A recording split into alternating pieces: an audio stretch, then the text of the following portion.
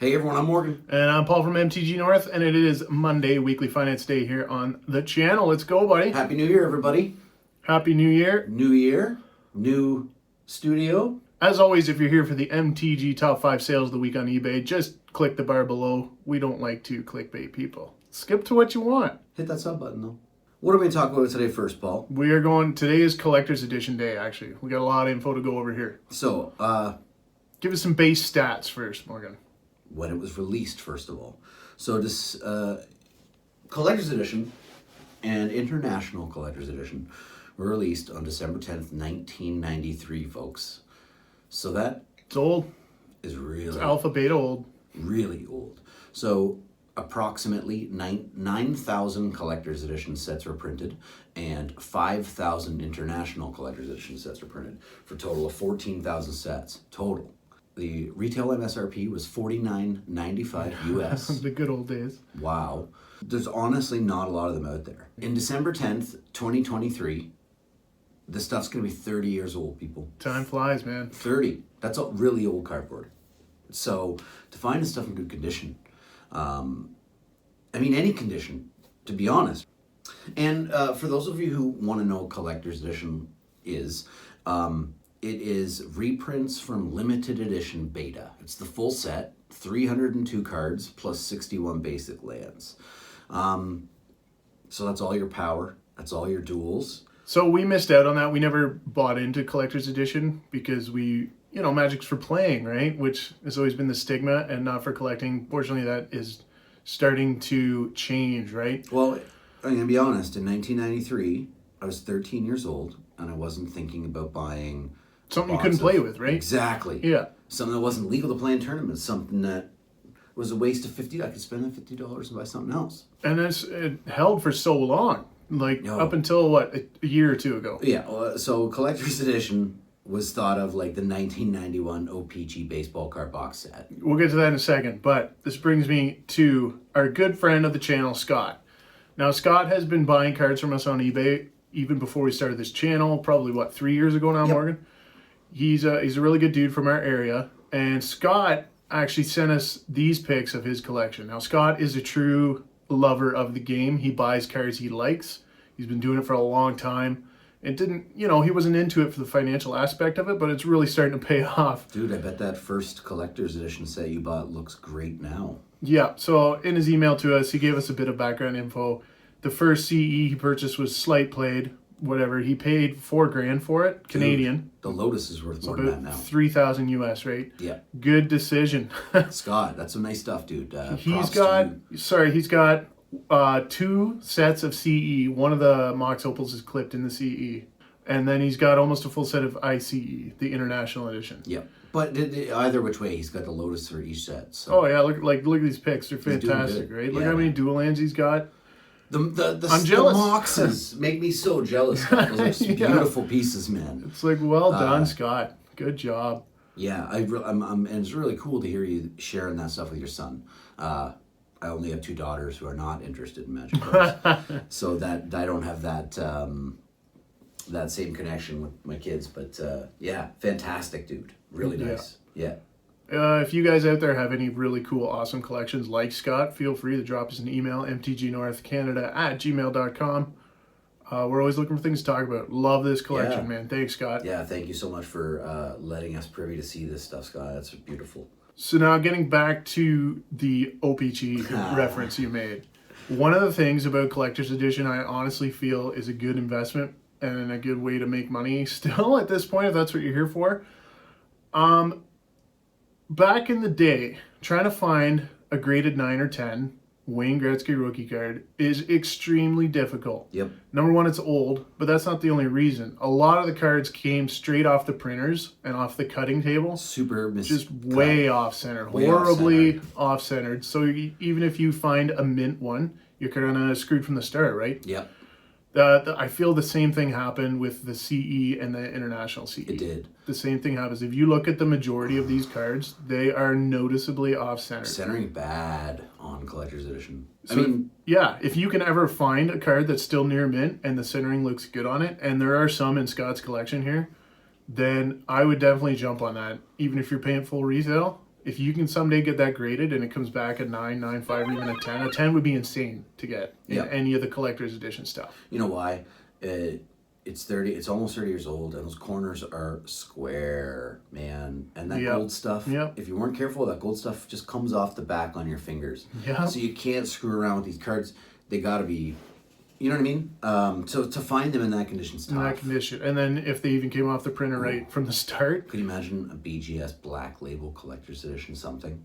Like anything? Oh, if there's one on eBay, I'm going to throw up the picture now. Oh, yes. So originally on this collector's edition stuff, the print run was shorted. The original print run of 10,000 boxes, which was ordered by Wizards of the Coast, was shorted by 10%. So they only got 9,000 collector's edition boxes. And the distributors in Canada and the US were pretty upset about that. So they borrowed 1,000 international editions to top up the 10,000 so that they would have 10,000 for sale in the Canada and the US and North America here. So not everybody who ordered a collector's edition box got a collector's edition box, Paul. It's pretty crazy that they had that much demand for that set. Really? I never really saw them when I was a kid. There'd be the odd one, but nobody gave a crap. Right? So, I mean, you're looking at a total of 14,000 sets total between the two sets, right? So yeah, there's not many. And how many of those, the corners were clipped, right? People wanted to play with them. How many were destroyed to make counterfeits? Yeah. Rebacking. Right? A lot, man. That's why I'm telling you, if you can find something that looks mint and close to centered, buy it up. That's good stuff. Yeah. So, all that in mind, this ties in very well with today's, the first of the year, Morgan, eBay Top 5. Let's check out what the top 5 sales were this week on eBay. Okay, a little caveat. We keep our list as legit as possible. We thought we finally had a Canadian list in the top 5. Cool. Here it is from Belleville, Ontario. Unfortunately, this auction, I don't even know. It's like somebody was practicing shill bidding. It looks weird. For $14,000 US, they bought these 6 revised dual land, and they are revised because they all have the tap symbol, Morgan. It's the quickest way to determine what set they're from. 27 bids, and it's all hokey garbage. There was 3, maybe 4 different bidders throughout the whole process. And yeah, just for integrity's sake, this auction was definitely removed from our list.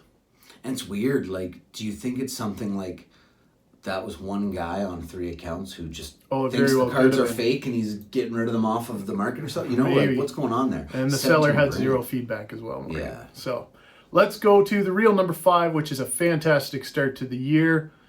Game Night's Narset Blingmas Commander deck. So this was done for charity, the No Kid Go Hungry charity down in the States.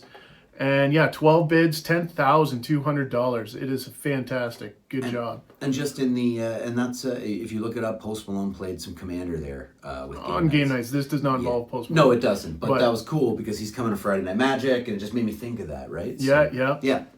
This one was signed by Aaron Hansen. Any Aaron Hansen fans out there, as well as Josh Lee Kwai, Jimmy Hong, and Olivia Gobert-Hicks. Cool. Who I'm not too familiar with, but I'm sure they're just boffo. So yeah, very cool product at number 5. At number 4, Morgan, moving along here, one of our all-time favorites, Urza Saga Seal Booster Box. A classic, just a hair under 12,000 US. Yeah. Pretty consistent with what we saw last year. From Mana Tutor, legit seller. I would love to open one of those. You save up your pennies, Morgan. Well, we've opened a few packs of that stuff. We did. We did down when we were in Chicago. It was a good time. Cool times, but I'd love to still open up a box of Urzas. Any of them. All right. Legacy, Destiny, or Saga. We'll keep that in mind moving forward. At number 3, this by the way was a great start to the year. There is not a Lotus involved in any of these 5. Insane. At number 3, a complete set, near mint to light play of Legends. 47 bids, $15,250 US. Pretty fair price, I'd say. That's a big set, folks. It's a huge set. Good luck trying to piece that together. You could do it. You could.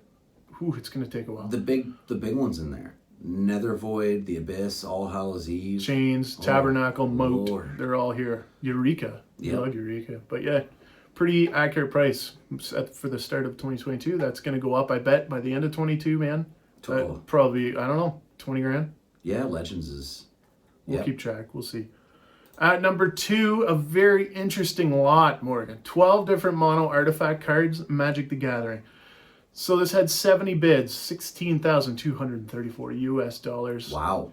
It was consignment, I believe, by a very respectable eBay seller. He has 216,000 feedback. He didn't really know what he was doing, I think, when he listed these, because who sorts artifacts by mono and then lists them? Because there is alpha and beta. There's antiquities in here, but I'm pretty sure that Mox Emerald is alpha. The Conservator is definitely alpha. I think the rest are mostly beta. Yeah, Celestial Prism looks alpha to me too. But yeah, great lot. Still though, nice set of black bordered artifacts, right? Oh yeah. Yeah. Legit price, couple Mox in there. That's just a cool little assortment of things. And number one, to start the year off, setting the bar high. Why we did the collector's edition talk at the start of this video, go back and check it out if you just skipped to this point. A full set, it's been opened, of International Collector's Edition. It was sold for best offer of $18,800 US. The rarest of the two. The rarest of the two, he's opened them.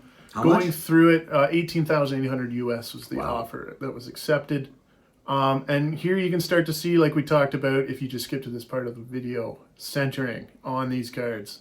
It's not great. Nope. You can see, but this, the Mox Jet, looks gradable to me, Yeah. man. That looks pretty good center. That's what I'm talking about. $49.95 MSRP, folks. If you have a time machine, there's probably way better ways to make money if you have a time machine, but Yes, yeah, but bring me back a set, please. yeah. Thank you. Yeah. So anyways, that's it for this week, guys. That rounds out your top 5. We're going to keep track all year ourselves with all this data and have a cool year end at the end of 2022. Yeah, it'll be cool. So we'll have a big something. We'll figure it See out. what the top 10 sales were, see how prices went up or down. I got a feeling prices are going to go up this year. We're going to have a video coming out later this week discussing that. So hit the sub button if you're new. Drop us a like if we helped you out. We appreciate all the support. Thanks a lot, guys. Peace.